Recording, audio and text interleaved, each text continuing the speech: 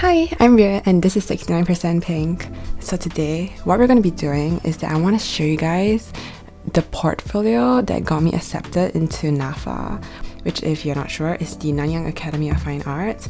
And this video is honestly for like anyone who's like in the same position as me, looking for design portfolios and what actually works. Because God knows that when I was looking, I was in the trenches. I couldn't find jack shit, but I was like searching everything I possibly could. So if you guys need any help or y'all not sure what to do, this could be another resource for you guys. And if y'all have any questions as well, I would totally be happy to answer them. But just so we get started, the course that I applied for was the Bachelor in Design Practice, and I got in, and I got into year 2 as well, and I'm in the field of communication design. So in Bachelor of Design Practice in NAFA, there is like 4 domains, if I'm not wrong. There is communication, which is the most popular. There's fashion, there's 3D, and there's spatial.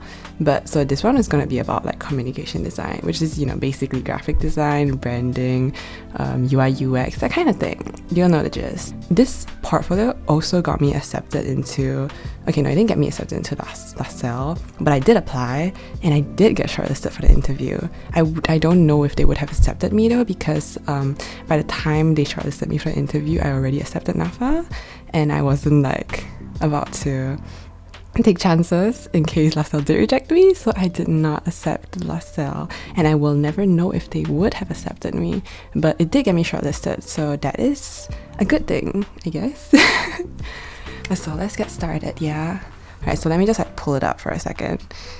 So my portfolio, I found this one video from this guy who got into, I think, some like design course in some university in like America or England or something, and it was very, very useful for me. I think I got most of my like ideas on how to make my portfolio from him, because what he did, which was quite different from what I saw a lot of my friends do in their portfolios, was that he added a lot of like text explaining the concept and the piece and like the ideation, the experimentation.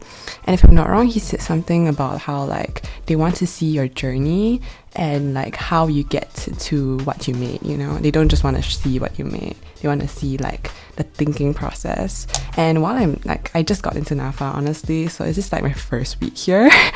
But from what I am getting as well while I'm here, I do think that, yeah, they really care about like your thinking process. So adding a whole lot of like explanation, like very art school artsy descriptions of like why you chose this, why you decided to do that, explaining and like reasoning for your choices is very important. So that's like one thing. Okay, let me just pull it up. Give me a second, yeah? Okay, firstly, when it comes to these portfolios, I am kind of extra. I'm gonna censor my name later when I edit this, so don't mind. I'll like leave the censored version in the description for you guys as well, so you guys can like take a look, because I do think that it'll be useful reference for anyone who's like wondering what could help to get you in. I mean, I'm not sure what exactly got me in with this as well, but you know, it got me in, which is a good thing. So let's start. Like, okay, so honestly, I'm kind of extra. If you're new to the channel, maybe you don't know, but as much as I can, I'm going to add like a little bit of like core-ness into anything I do. So because honestly, I have a little bit of trauma from, I applied to NTU, the Department of Art, Design and Media last year, and I got rejected. And when I did go for the portfolio review just before I like went to submit it, they told me that my designs and my work was like too pink and that I would get shoehorned into a stereotype if I like kept to that. But the thing is, I honestly was so pissed off by it, because like honestly, if that were any other color, they would be like, oh my gosh, your branding is so good, like you have such a good personal brand. But because it's pink, like no, it's too girly, it's too feminine, you're gonna get shoehorned into something. Pisses me off. So I did try to come up with a bit more of like a minimalist, clean design for this portfolio, which I heard that like you had to do in a PDF, and so I formatted it like that. I went for a kind of sleek, simple design, but I still made everything, like all my text, everything, just pink. And I mean, you'll see it here, but yeah, I mean, you definitely want to go for like a clean, legible design that I mean, that shows a bit of your personality. I think you should totally like take the chance to show a bit of your personality with like the way that you present your information and everything, because like this is all that you can use to get into NAFA or like LaSalle or like these schools.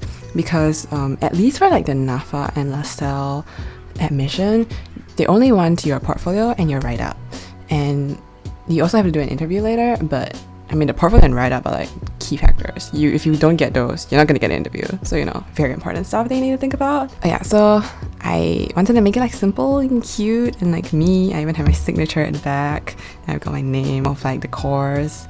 And this was like the LaSalle one. I can't find the NAFA one, but they're the same thing. It's just, you know, the name of the friend was different. Honestly, I think that you can just submit the same one. Either way, like it's your work that you're proud of. So yeah. Also, when it comes to arranging the order of stuff, I heard this from my friend and I've been following it quite religiously, but it's to put your best work first and your second best work last. If it work that you're not really that proud of, try and sandwich it somewhere in the middle. Put like stuff that you put in just because you want range, that kind of thing, like somewhere in the middle, so that they will kind of get like glossed over while they are going through it. You know what I mean? But yeah, so I have like quite a range of things that I submitted here, so I can like run you guys through. My content here is first, like the first project is a graphic design poster, you can see here, and the second project was a brand identity for a editorial. It's the zine, it's the Beef Leaf zine, you guys. I have a video of it, like 2 videos of it even, y'all know. And the third one is also a poster project. The fourth one is I mean, technically it's kind of a poster. It's like a ticket. I made it for my friend. I also have a video on it, yeah. The fifth one is also a poster. Oh my god, I did a lot of posters.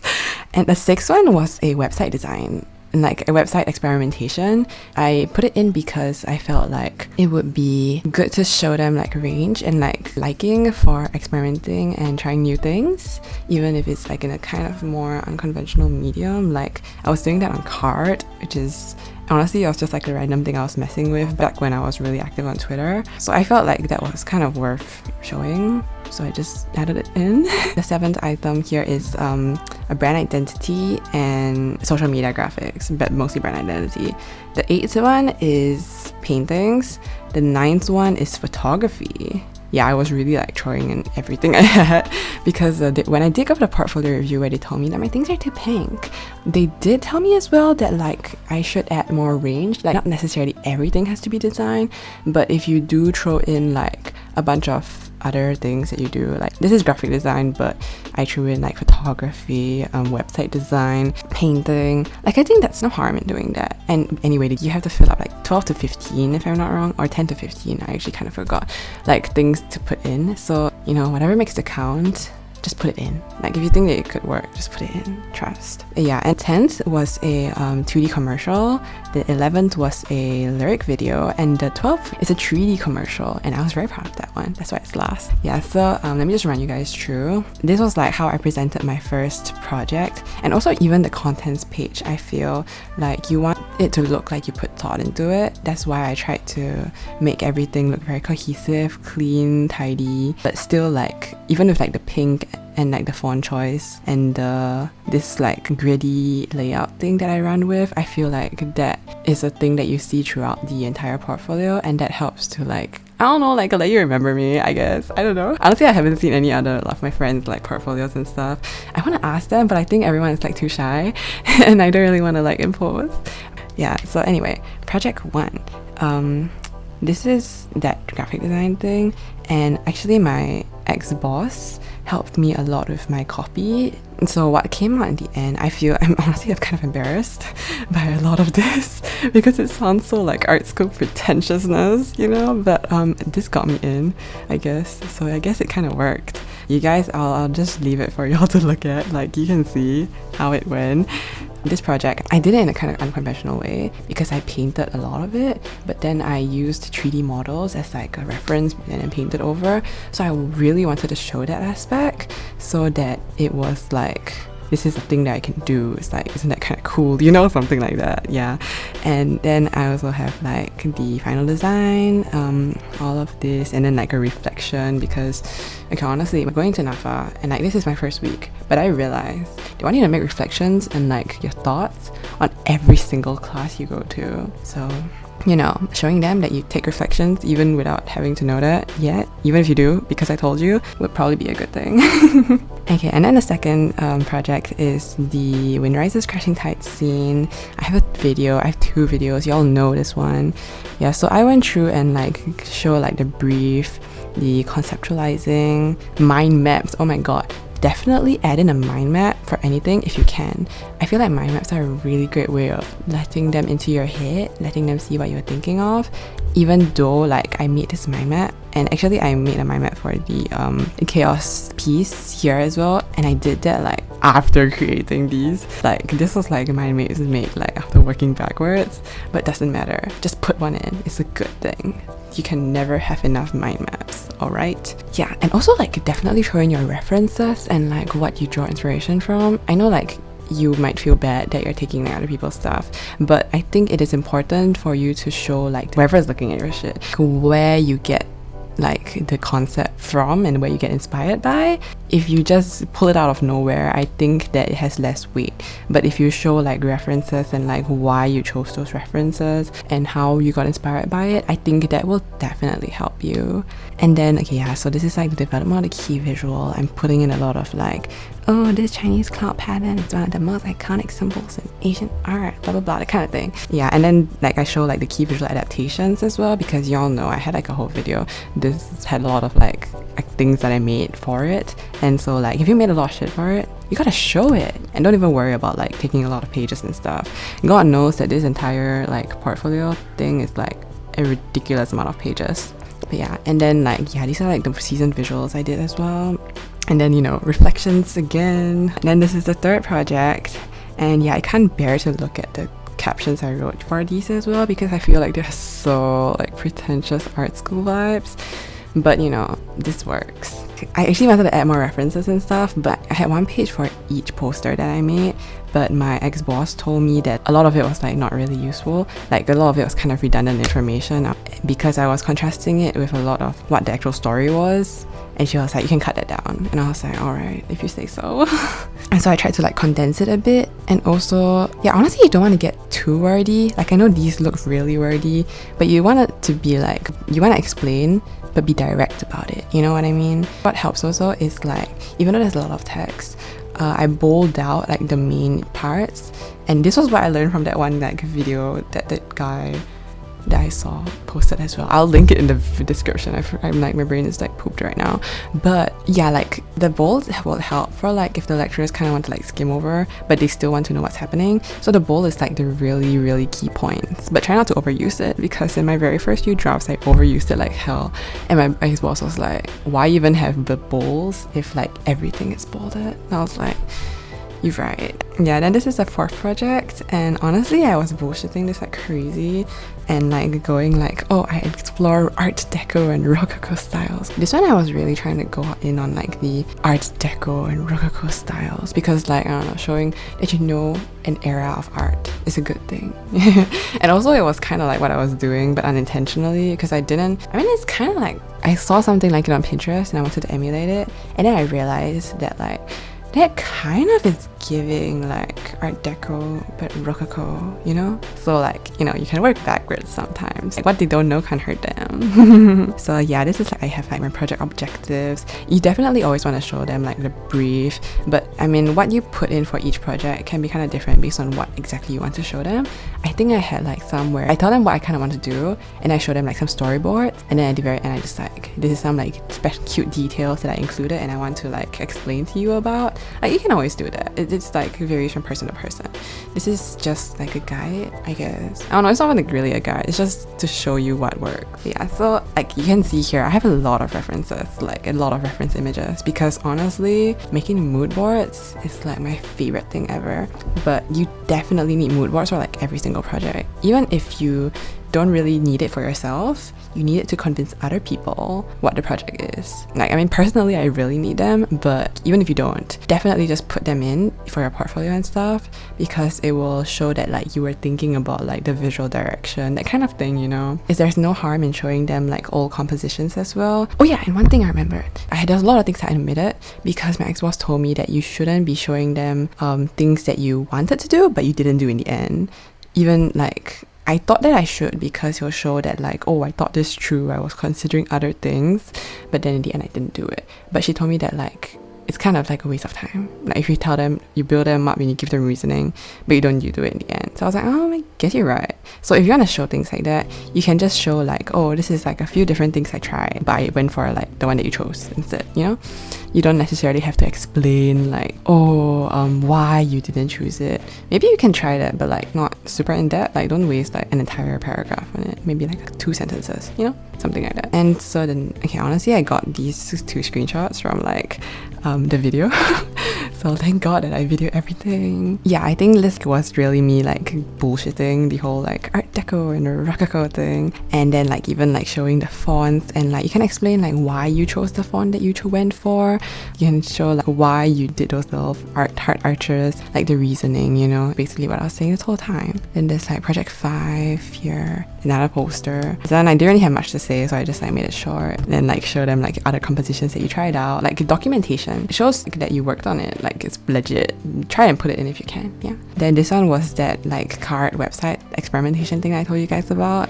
So like, yeah, you look, it's just like project objectives, like what I wanted to do with it, and then context on what even is this, because you know, you still do need to explain a little bit of background sometimes, because you can't assume that you know all of it. And so then I show like my experimentation, what I was trying to do, all that kind of things. Then there's project 7, which was rebranding my thrift store.